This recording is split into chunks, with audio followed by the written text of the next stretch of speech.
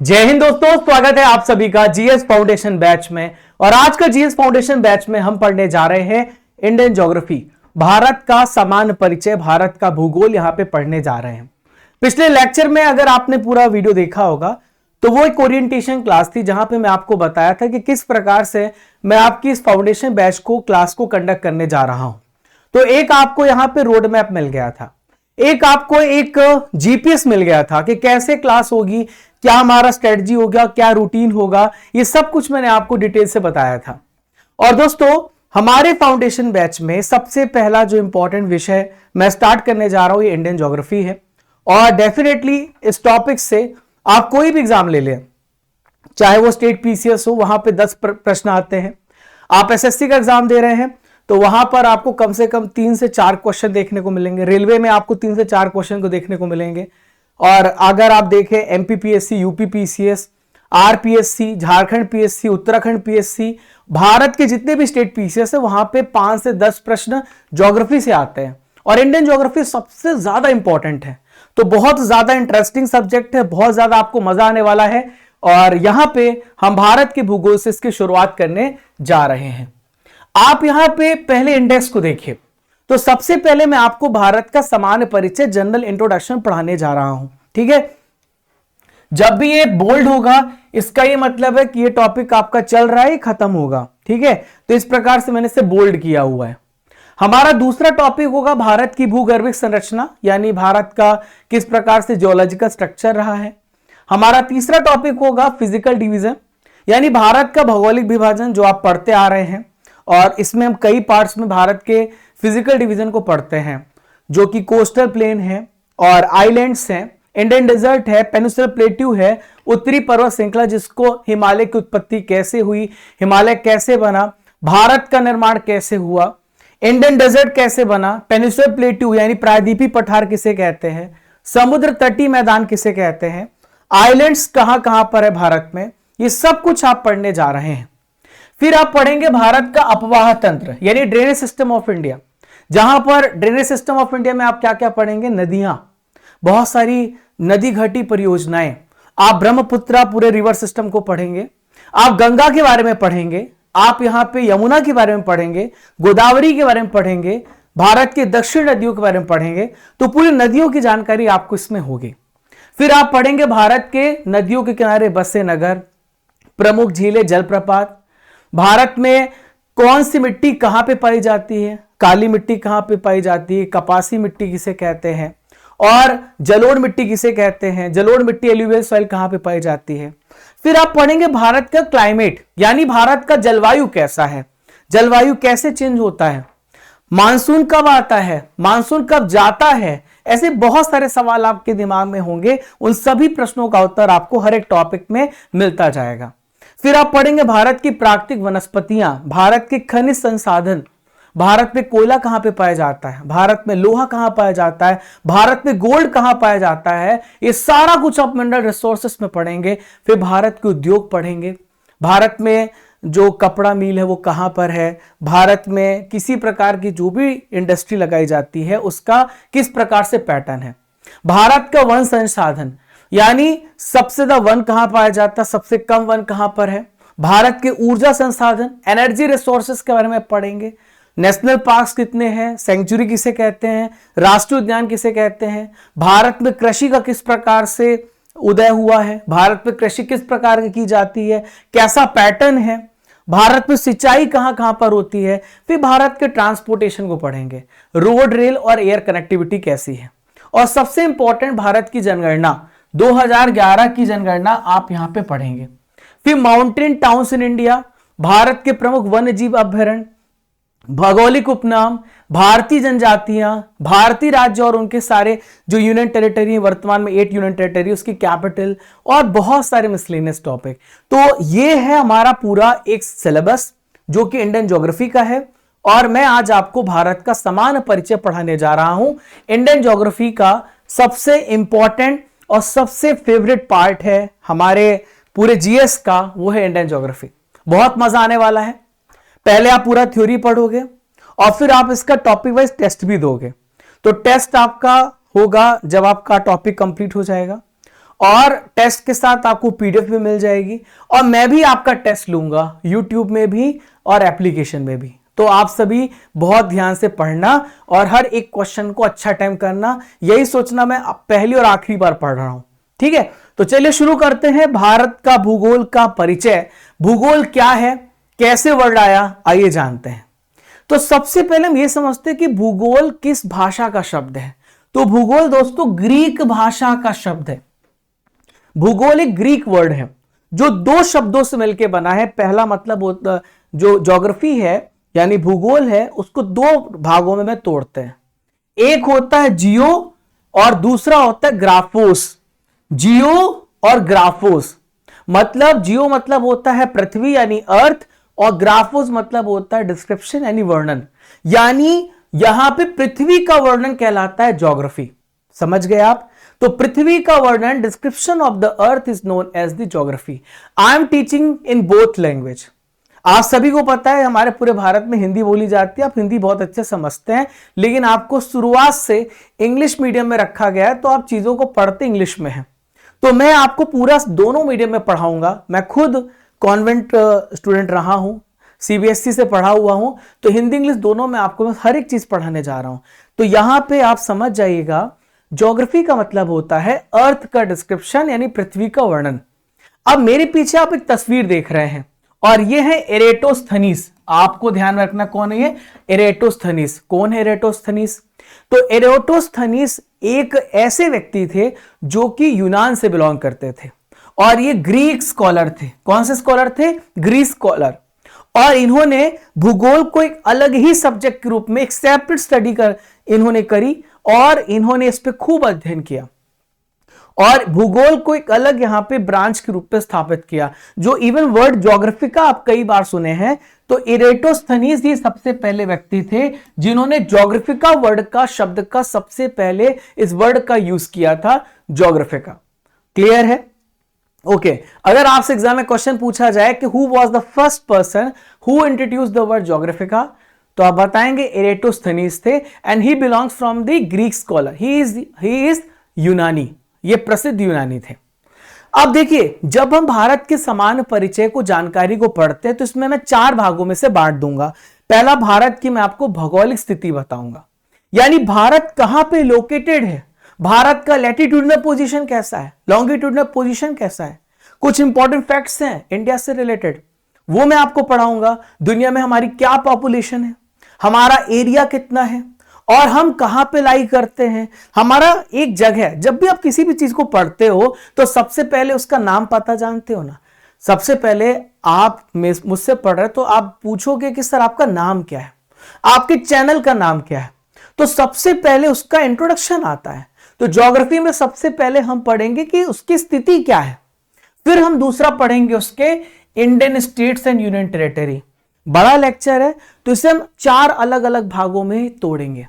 फिर हम पढ़ेंगे, बहुत सारे क्वेश्चन बनते हैं कि भारत की जो पड़ोसी देश हैं उनकी किनके साथ हमारी बाउंड्री लगती है, भारत की सीमाएं कितनी है, भारत की कोस्टल लाइन कितनी है, भारत का अगर हम बात करें अंडमान निकोबार लक्षद्वीप को मिला दे तो कितना टोटल लेंथ है, ये सब कुछ हम यहां पे जानेंगे। फिर दोस्तों बहुत सारे फैक्ट्स पूछ लिए जाते हैं, तो चौथा हमारा होगा अदर इंपॉर्टेंट फैक्ट्स, ये यहां पे हम पढ़ने जा रहे हैं। तो इस प्रकार से हमने इसको चार भागों में बांटा है। तो आज हम यहां पे पहले पढ़ेंगे भारत की भौगोलिक स्थिति। भारत का भौगोलिक स्थिति कैसा है, भारत का पहला सिचुएशन कैसा है, भारत का नामकरण किसने किया है, भारत का एरिया कितना है, पॉपुलेशन कितना है, और भारत का लॉन्गिट्यूडनल लैटिट्यूडनल पोजीशन कितना है। इन चार चीजों पे आज हमारा पूरा अध्ययन होने जा रहा है। तो आप हमारे प्यारे भारत को देख रहे हैं, भगवान करे कि हमारी अखंडता संप्रभुता इसी प्रकार से बनी रहे, क्योंकि इस भारत को बनाने में अनेक क्रांतिकारियों ने अपनी जान गंवा दी। हमारे बहुत सारे जो यहां पे लीडर्स थे, फ्रीडम फाइटर्स थे, उन्होंने देश को जोड़ने में बहुत काम किया है और ये हमारी जिम्मेदारी है कि भारत की संप्रभुता बनी रहे और भारत एक प्यारा सा जो देश है जहां पे हर प्रकार के फेस्टिवल्स मनाए जाते हैं, हर प्रकार की डाइवर्सिटीज हैं, हर प्रकार की जातियां हैं, उन सबको हम जोड़ करके चलते हैं। विभिन्न धर्म संप्रदाय हैं, सबके बीच में सद्भावना हो। तो दोस्तों आइए यहां पे समझते हैं भारत की लोकेशन को। अगर आप भारत की लोकेशन को देखें तो भारत जो है नॉर्थ ईस्टर्न हेमिस्फीयर में लोकेटेड है। आप सर कैसे कह सकते हैं कि नॉर्थ ईस्टर्न हेमिस्फीयर में लोकेटेड है? तो पहले आप पूरा मैं आपको थोड़ा वर्ल्ड मैप समझाता हूं। यह हमारा वर्ल्ड मैप है, ठीक है, विश्व भूगोल मैप है। आप देखो ये नॉर्थ पोल है, ये साउथ पोल है, और ये जो डायरेक्शन ईस्ट है और ये वेस्ट है, ठीक है, समझ गए आप? ये ईस्ट है, ये वेस्ट है। आप इंडिया की लोकेशन देखें तो इंडिया की लोकेशन आपको यहां पे देखने को मिलेगी। ये इंडिया की पोजीशन है, ठीक है। नॉर्थ ईस्ट साउथ वेस्ट, ये बात आपको समझ में आ गई होगी। और ये जो बीच में एक रेखा जा रही है, जो बीच से गुजरती है, इसे हम इक्वेटर बोलते हैं, विषुवत रेखा बोलते हैं। तो इक्वेटर से थोड़ा ऊपर हमारा भारत है। आप यहां पर देखिए ये 8 डिग्री समथिंग यहां से स्टार्ट होता है, ठीक है। तो इक्वेटर से थोड़ा ऊपर है, ट्रॉपिकल रीजन में लाई करता है। यहां पे गर्मी, सब ट्रॉपिकल ट्रॉपिकल दोनों रीजन हमारे यहां, और इस वजह से टेम्परेट जोन भी है, तो बहुत ज्यादा गर्मी भी पड़ती है और हमारे भारत के कुछ हिस्सों में ठंड भी बहुत पड़ती है। तो आप क्लाइमेट जब पढ़ेंगे तो मैं आपको पूरा बताऊंगा, अभी मैं लोकेशन बता रहा हूं। तो भारत जो है वो कहां पे लोकेटेड है? उत्तर पूर्व गोलार्ध में है, नॉर्थ ईस्टर्न हेमिस्फीयर में। सर कैसे कह सकते हो आप? तो आप जरा देखो आप, तो ये भारत जो है नॉर्थ में है और ईस्ट में है। ये वाला हिस्सा कौन सा हो गया? नॉर्थ ईस्ट हो गया। ये वाला हो गया ना नॉर्थ ईस्ट वाले से। तो भारत नॉर्थ ईस्ट हेमिस्फीयर में लोकेटेड है। ये पॉइंट मैंने आपको मैप से क्लैरिफाई कर दिया है। दूसरे पॉइंट है भारत एशिया कॉन्टिनेंट में आता है। हम कब से पढ़ते आ रहे हैं, भारत एशिया महाद्वीप के दक्षिण एशिया में। भारत जो है south Asia of the continent of Asia, यानी हमारा जो कॉन्टिनेंट है एशिया, उसमें साउथ भाग में आता है। अब देखो एशिया बहुत बड़ा है, ये एशिया सब देख रहे हो, ये एशिया कॉन्टिनेंट है। हमारे टोटल अब 8 कॉन्टिनेंट हो गए हैं। अब एक नया कॉन्टिनेंट डिस्कवर किया गया। पहला एशिया है, दूसरा अफ्रीका है, तीसरा नॉर्थ अमेरिका, चौथा साउथ अमेरिका, पांचवा यूरोप, छठा ऑस्ट्रेलिया, सातवां अंटार्कटिका और 8वां ओसनिया भी है, ठीक है। तो हम किस में आते हैं? हम एशिया में आते हैं। और हम एशिया के किस में आते हैं? सबसे साउथ में आते हैं। तो इसलिए हम कह रहे हैं कि हम एशिया में साउथ भाग में आते हैं। ये बात यहां पे आपको समझ में आ गई होगी, ठीक है। अब जो भारत है दोस्तों, वो एक उपमहाद्वीप का पार्ट है। भारत का अगर आप लोकेशन देखें तो भारत के जो पड़ोसी देश हैं, जैसे कि कौन कौन से पड़ोसी देश हैं? पाकिस्तान है, नेपाल है, भूटान है, बांग्लादेश है, श्रीलंका है। अब मैं एक एक करके आपको दिखाता हूं भारत के पड़ोसी देश। अगले लेक्चर में पढ़ाऊंगा अभी। तो ये पाकिस्तान है, ये नेपाल है, यहां पर आपको भूटान देखने को मिलेगा, ठीक है। चौथा आपको यहां पे मालदीव्स, यहां पे देखें आप, चौथा मालदीव्स देखने को मिलेगा, ये वाले हिस्से सबसे नीचे। फिर बांग्लादेश आपको देखने को मिलेगा 5, ठीक है। और यहां पे देखिए श्रीलंका। तो ये वाला जो हिस्सा होता है ना, इसे हम कहते हैं सब कॉन्टिनेंट। अगर आप गौर से देखें, इतना सटे हुए हैं, अपने आप में एशिया का एक बड़ा सा हिस्सा भारत के साथ जुड़ा हुआ है। भारत भी उसका भी भाग है। तो सब कॉन्टिनेंट में भारत, पाकिस्तान, नेपाल, भूटान, बांग्लादेश और मालदीव्स यहां पे आते हैं। ये बात मुझे आपको समझानी थी, ठीक है। चलो, एक क्वेश्चन पूछा जाता है कि भारत किस प्लेट में आता है। देखो, जब आप फिजिकल ज्योग्राफी पढ़ोगे उसमें आपको पता चलेगा कि हमारा जो लैंड है, हम दुनिया में आप जितनी भी जगह आप देखो तो आप देखोगे तो हर एक जमीन के नीचे एक प्लेट है और उस प्लेट में सारे लैंड्स घूम रहे हैं, ठीक है। और उसी की वजह से मूवमेंट भी हो रहा है।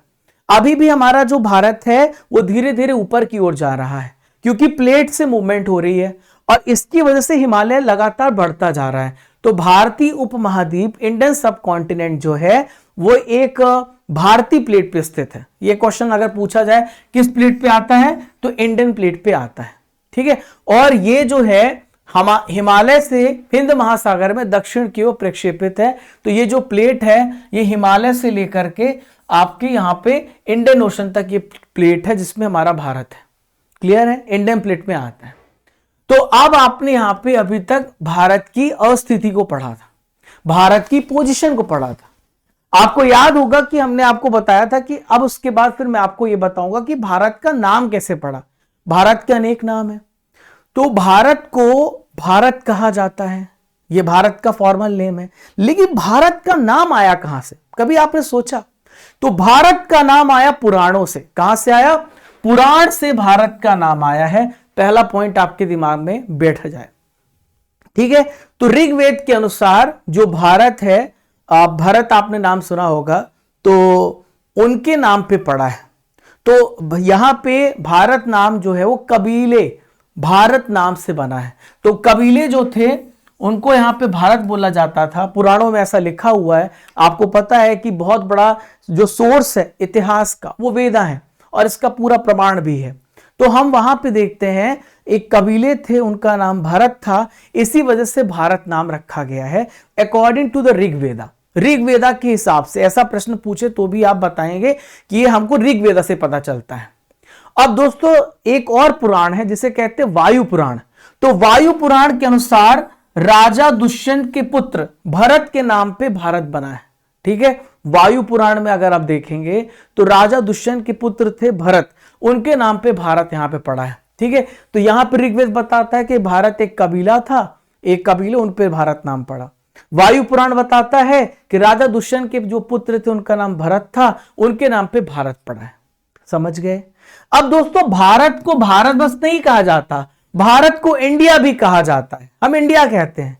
अब आपने सोचा इंडिया किसने रखा? तो इंडिया यूनानियों ने यानी ग्रीक्स लोगों ने रखा, ठीक है। इंडिया ग्रीक लोगों ने रखा। फिर दोस्तों इसे आर्यवर्त भी कहते हैं। आपने गाना सुना होगा, इन्हें आर्यवर्त कहते हैं। आपने कई बार गाना सुना होगा, लौकुश का एक गाना है। तो आर्यों का निवास स्थल था। आपको पता है कि आर्यंस जब भारत आए थे तो वो चरवाहे थे, पेस्टोरल थे, किसानी करते थे, अपने गाय वाय को लेकर के आए और वो यहां पे आके सेटल हो गए। धीरे धीरे सिविलाइजेशन बन गया। दोस्तों इसे जम्बू द्वीप भी कहा जाता है, ठीक है। और हिंदुस्तान किसने कहा? ईरानियों ने कहा। भारतवर्ष वैदिक साहित्य में मिलता है। तो इतने प्रकार से भारत को अलग अलग नामों से जाना जाता है। मजा आ रहा है ना आप लोगों को? तो ऐसे ही आप पढ़ने जा रहे हो, बहुत ही इंटरेस्ट के साथ एक एक चीज आप यहां पे पढ़ोगे, जानोगे। अब दोस्तों भारत की पोजीशन जान ली, भारत का नाम जान लिया। अब भारत के कुछ इंपॉर्टेंट ऐसे फैक्ट्स जो एग्जाम में डेफिनेटली पूछे जाएंगे, आइए जानते हैं। तो भारत का एरिया पूछा जाता है। तो आप अगर वर्ल्ड मैप से कंपेयर करें तो इतना जो एरिया आपको दिख रहा है ये दुनिया का 2.4% है। कितना है? 2.4% है। और हमारा एरिया दुनिया का 7वां सबसे लार्जेस्ट है। अगर आप एरिया वाइज बात करें तो ये 32,87,263 किलोमीटर स्क्वायर है, यानी 32,87,263 किलोमीटर स्क्वायर इसका पूरा एरिया है। दुनिया में पॉपुलेशन के मामले में तो बाबा बहुत आगे अपन, है ना। अभी चाइना को भी हमने रिसेंट में पीछे छोड़ दिया है, पर 2011 के सेंसस के हिसाब से हम दुनिया की 17.5% पॉपुलेशन है, ठीक है। सेकेंड लार्जेस्ट है चाइना के बाद। पर जो बेसिकली 2021 में आपका सेंसेक्स नहीं हुआ है, आज 2025 लग गया है, उस हिसाब से हम बात करें तो भारत ऑलरेडी पीछे छोड़ चुका है। भारत जो है दुनिया का सबसे लार्जेस्ट पॉपुलेशन वाला बन चुका है, ठीक है। तो यूनाइटेड नेशन की रिपोर्ट तो कह रही है, UNFWP मैंने आपको करंट अफेयर्स में पढ़ा, मैं करंट अफेयर्स का भी टीचर हूं, आपको पता है। तो भारत की आबादी चाइना से ज्यादा हो गई है ना। यूनाइटेड नेशन ऐसा कह रहा है कि 2027 तक पास होगा, लेकिन UNFWP कह चुका है कि भारत ने चाइना को ऑलरेडी पीछे छोड़ दिया है। अब दोस्तों बात यहां पे करेंगे हम क्षेत्रफल की, एरिया की। तो हम क्षेत्रफल के हिसाब से दुनिया के 7th लार्जेस्ट हैं। पहले नंबर पे रशिया आता है और फिर आता है दूसरा कनाडा। रशिया कहां पर है? आइए रशिया को देखते हैं। तो ये रशिया है, दूसरे नंबर पे कनाडा है, आप यहां पे देखें, और तीसरे नंबर पे आपको अमेरिका देखने को मिलेगा, ये आप लोकेशन देख रहे हैं। चौथे नंबर पे आपको चाइना देखने को मिलेगा, और 5वें नंबर पे यहां पे ब्राजील है। ब्राजील साउथ अमेरिका में आता है, 5वें नंबर पे ब्राजील है। 6वें नंबर पे ऑस्ट्रेलिया है जो खुद कॉन्टिनेंट भी है और एक कंट्री भी है। 7वें नंबर पे इंडिया है, 8वें नंबर पे अर्जेंटीना है। और पॉपुलेशन के हिसाब से हम बात करें तो दुनिया में हमारे सेकेंड लार्जेस्ट पॉपुलेशन है चाइना सबसे टॉप में है, इंडिया सेकेंड नंबर पे है, अमेरिका थर्ड नंबर पे है, फोर्थ पे इंडोनेशिया है, पाकिस्तान फिफ्थ पे है और ब्राजील यहां पे सिक्स्थ पोजीशन पे है। ब्राजील कौन सी पोजीशन पे है? सिक्स्थ पोजीशन पे ब्राजील है। तो ब्राजील यहां पे सिक्स्थ पोजीशन पे है। ये बात आपको समझ में आ गई? ओके, यहां तक आपको हर एक पॉइंट क्लियर हो गया होगा। आपने सारी चीजें समझ ली, सारी चीजें आपने जान ली। अब दोस्तों भारत का लैटिट्यूडनल और लॉन्गिट्यूडनल पोजीशन को देखते हैं।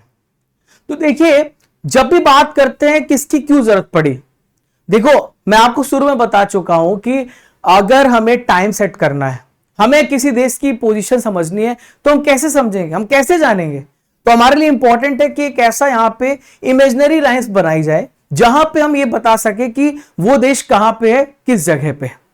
तो दोस्तों हम बात करें जो हमारी अर्थ है, हमारी अर्थ, हमारी जो पृथ्वी है, वहां पे पृथ्वी बहुत बड़ी है, उसकी साइज बहुत बड़ी है, क्लाइमेट का डाइवर्सिटी बहुत है और पृथ्वी की कंडीशन के हिसाब से यहां पे जो बेहम है, आप देख सकते हैं इसके आकार के हिसाब से, जलवायु की विविधता के हिसाब से, इसके कंडीशन के हिसाब से, तो बेहम साहब ने एक मैप, एक ग्लोब बनाया, अर्थ का सेम, पृथ्वी का प्रतिरूप ग्लोब यहां पे बना दिया, पृथ्वी का एक रेप्लिका बना दिया, यहां पे ग्लोब बना दिया। और इस वैज्ञानिकों ने क्या किया, इन पर एक काल्पनिक रेखा खींच दी। आप देखो ये रेखाएं आप देख सकते हो, ये सारी इमेजिनरी लाइंस आप यहां पे देख सकते हो, ये लाइंस यहां पे खींची गई, जो लॉन्गिट्यूडनल भी थी, लैटिट्यूडनल भी थी। तो जो रेखाएं इस प्रकार से आपको पड़ी हुई दिख रही हैं, तो इन रेखाओं को अक्षांश कहा गया या फिर लैटिट्यूड कहा गया। और जो रेखाएं ये पूरा ऊपर से नीचे तक क्रॉस हो रही हैं, जो सीधी रेखाएं हैं, जो देशों को काटती हुई आ रही हैं, इनको देशांतर बोला गया और इन्हें वर्टिकल लाइंस बोला गया, ताकि हमें यहां पे किसी भी कंट्री की, किसी भी जगह की पोजीशन पता चल सके, है ना।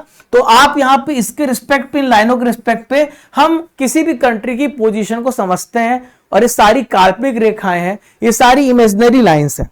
तो भारत की जो काल्पनिक रेखाएं हैं, भारत की जो पोजीशन है, आप देखो फिजिकल ज्योग्राफी में तो आप पढ़ते हो, तो ये वाला जो होगा ये लैटिट्यूड्स कहलाएगा, अक्षांश कहलाएगा, ये लॉन्गिट्यूड्स कहलाएगा, देशांतर कहलाएगा। इसमें आप कंफ्यूज मत होना, ठीक है। और ये बीच में 0 डिग्री लाइन है, ये 0 डिग्री लाइन है, जीएमटी लाइन। यहां भी आपको 0 डिग्री देखने को मिलेगा जो कि इक्वेटर में है। तो इस प्रकार से भारत की पोजीशन को तय किया गया और भारत की पोजीशन को बताया गया कि भारत जो है, आप देखें भारत का मैप देखें, तो भारत की जो पोजीशन है वो इस प्रकार से है, 68 degree 7 minute east longitude, 97 degree 25 minute ये ईस्ट लॉन्गिट्यूड, ये हमारी भारत की पोजीशन है। और यहां पे, यहां से देखिए आप 8 degree 4 minute north latitude, 37 degree 6 minute north latitude, तो ये हमारी पोजीशन है। और हम बात करें तो ऊपर से नीचे तक हमारी लंबाई 3214 है, अधिक लंबाई है, और 2933 किलोमीटर, 2933 किलोमीटर हमारी पूर्व से पश्चिम की लंबाई है। क्लियर है, बात समझ में आ गई। अगर भारत का शेप देखें तो भारत का शेप एक चतुष्कोणी, मतलब चार ऐसे, अगर आप क्वाड्रिलेटरल आप ड्रॉ करें, क्वाड्रिलेटरल आपने मैथ्स में पढ़ा होगा, तो 4 लाइनों से आप भारत के पूरे जगह को कवर कर सकते हैं। चतुष्कोण है, यानी क्वाड्रिलेंगल शेप है। ये आपको ध्यान में होना चाहिए, ये बात आपके दिमाग में फिट मैंने कर दी है। क्लियर है, समझ गए आप। और दोस्तों जो इंदिरा पॉइंट है ना, देखो ये जो मैंने पोजीशन आपको बताई ना, ये पोजीशन मेनलैंड की पोजीशन है।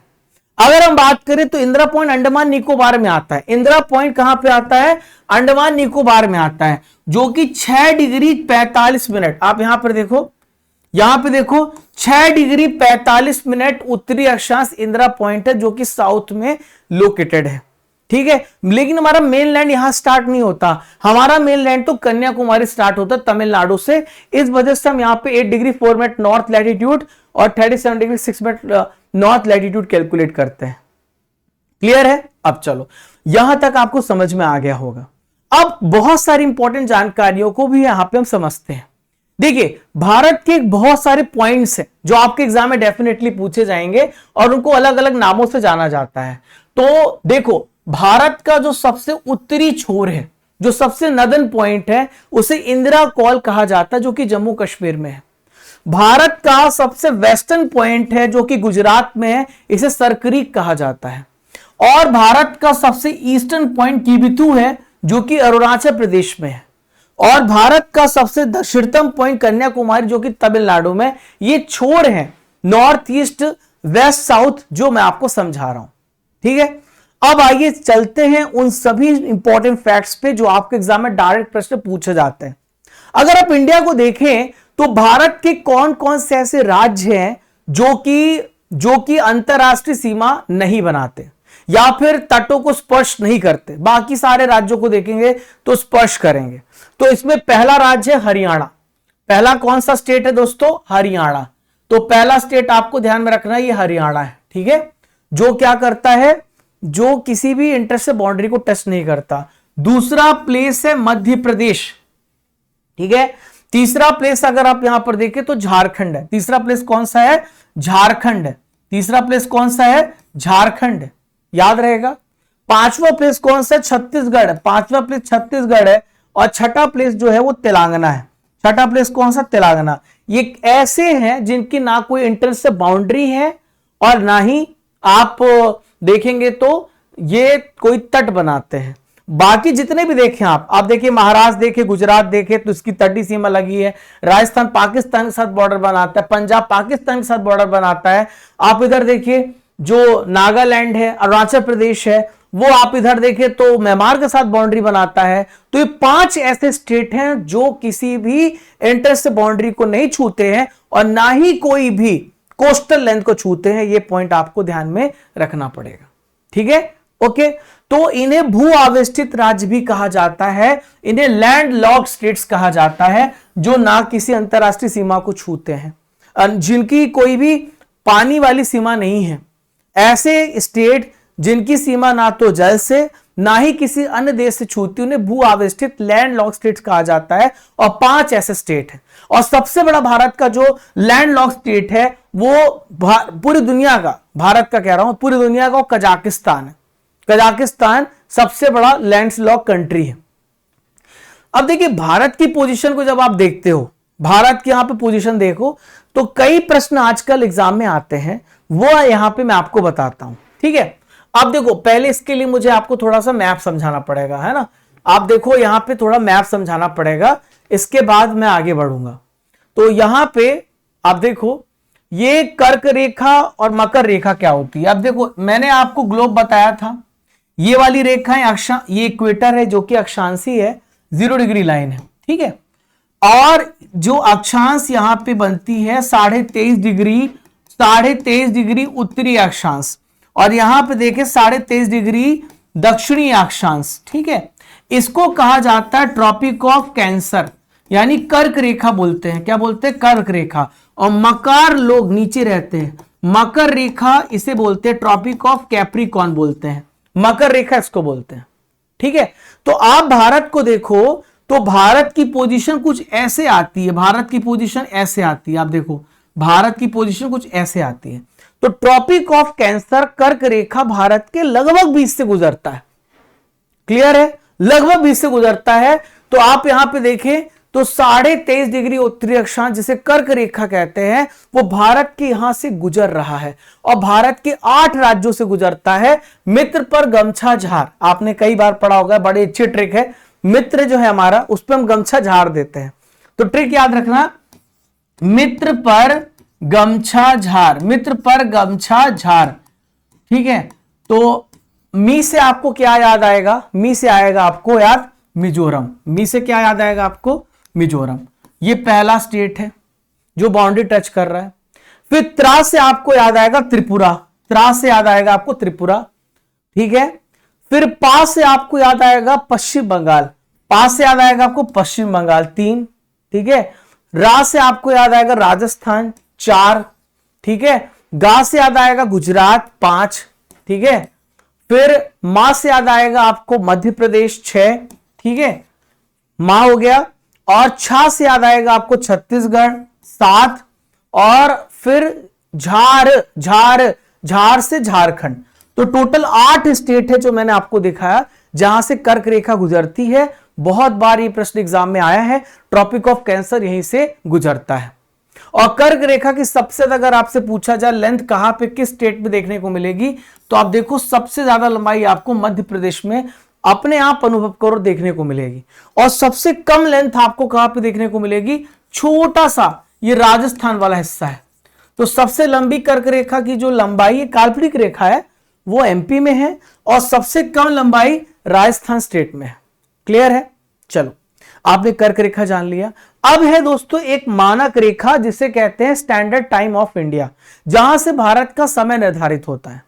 अब देखो फिर से एक बार वापस से हम ग्लोबल मैप बनाएंगे और फिर हम आगे बढ़ेंगे। ठीक है, देखो आपने ये ग्लोब बनाया, ठीक है, आपने ये 0 डिग्री लाइन बनाई इक्वेटर, और एक रेखा आपको पता है देशांतर जिसे जीएमटी लाइन कहते हैं, जो London Greenwich meridian time GMT जिसे कहते हैं वहां से गुजरती है 0 डिग्री लाइन।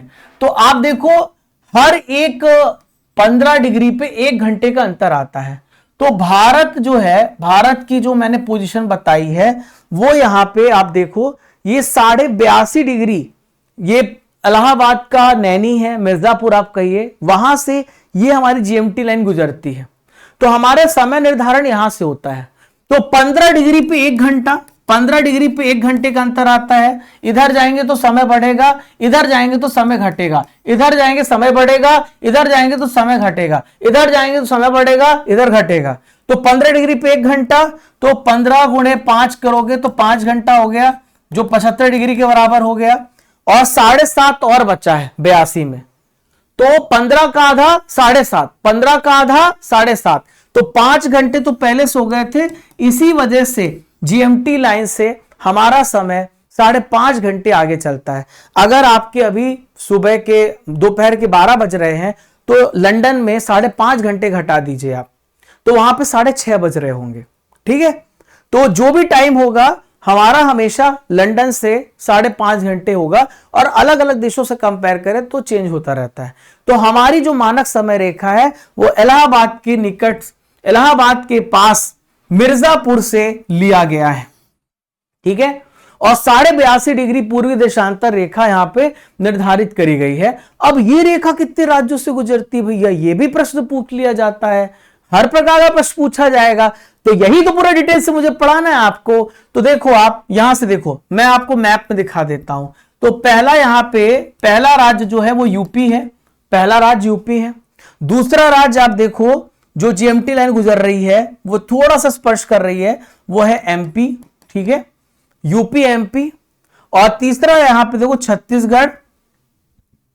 ठीक है, चौथा राज्य यहां पे देखो ओडिशा, और 5वां यहां पे आंध्र प्रदेश। तो इन 5 राज्यों से हमारी जीएमटी लाइन गुजरती है। तो 0 डिग्री देशांतर लंदन के ग्रीनविच नामक स्थान से होकर गुजरती है, ये मैं आपको बता चुका हूं। और हमारा समय 0 डिग्री देशांतर से 82.5 डिग्री पूर्वी देशांतर के बीच 5.5 घंटे का समय अंतराल है। हम 5.5 घंटे आगे चलते हैं। क्लियर है? चलो, अब दोस्तों हम बात करेंगे भारत के संघ शासित प्रदेश की, भारत के यूनियन टेरिटरीज की। तो देखिए जब भी हम बात करेंगे तो सबसे पहले यूनियन टेरिटरी आता है दिल्ली, और दिल्ली टोटल 8 यूनियन टेरिटरी है। कितनी यूनियन टेरिटरी है? 8 है। तो इसमें से सबसे पहली यूनियन टेरिटरी जो है वो दिल्ली है। दिल्ली की कैपिटल दिल्ली है। ठीक है, दिल्ली हमारे भारत की राजधानी है। चंडीगढ़ 1966 में यूटी बना है। ठीक है, चंडीगढ़ जो है पंजाब की भी कैपिटल है, हरियाणा की भी कैपिटल है। अंडमान निकोबार द्वीप समूह, अंडमान निकोबार द्वीप समूह आपको कहां पे देखने को मिलेगा? तो ये वाला जो आप देखो, ये वाला जो हिस्सा आप देख रहे हो अंडमान निकोबार है, और इधर लक्षद्वीप है। इधर अंडमान निकोबार है, इधर लक्षद्वीप है। ये भारत के आइलैंड्स पार्ट है।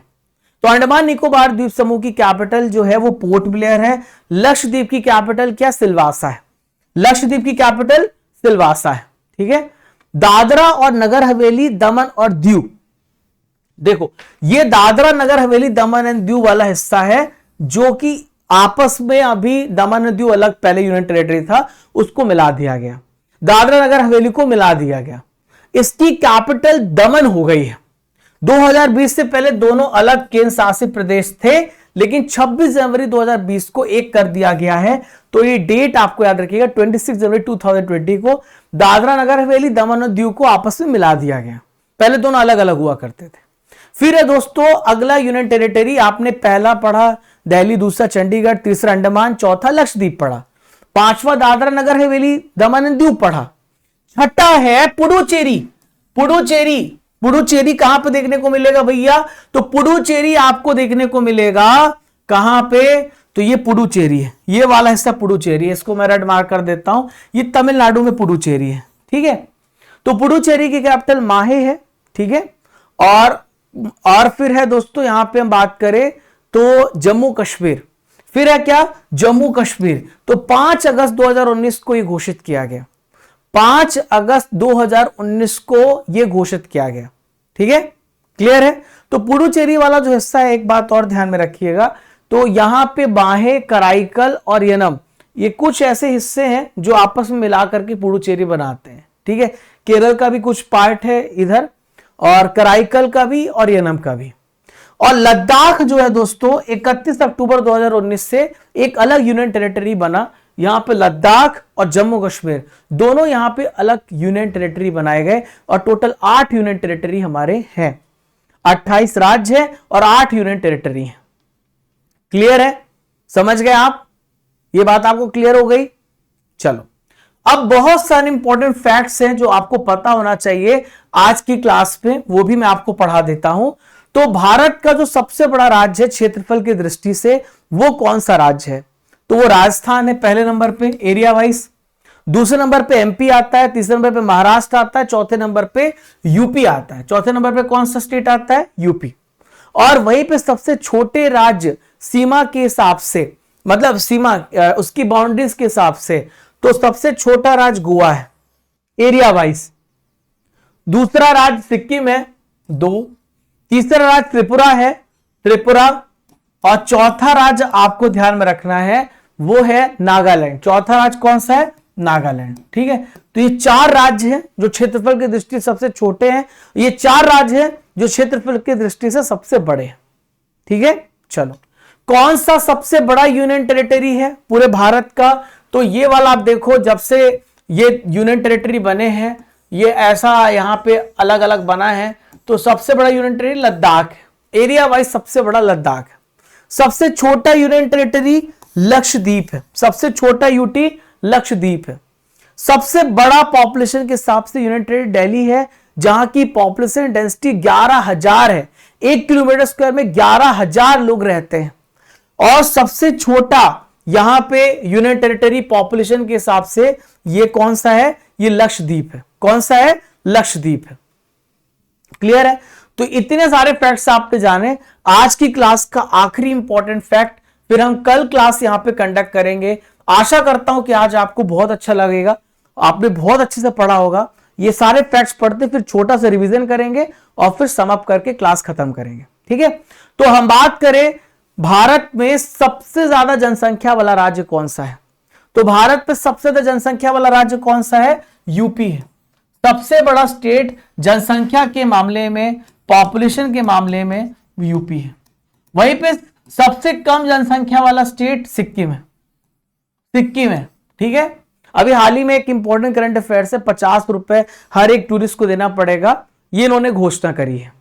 सबसे छोटी अंतरराष्ट्रीय सीमा नागालैंड की है, सबसे छोटी इंटरनेशनल बाउंड्री।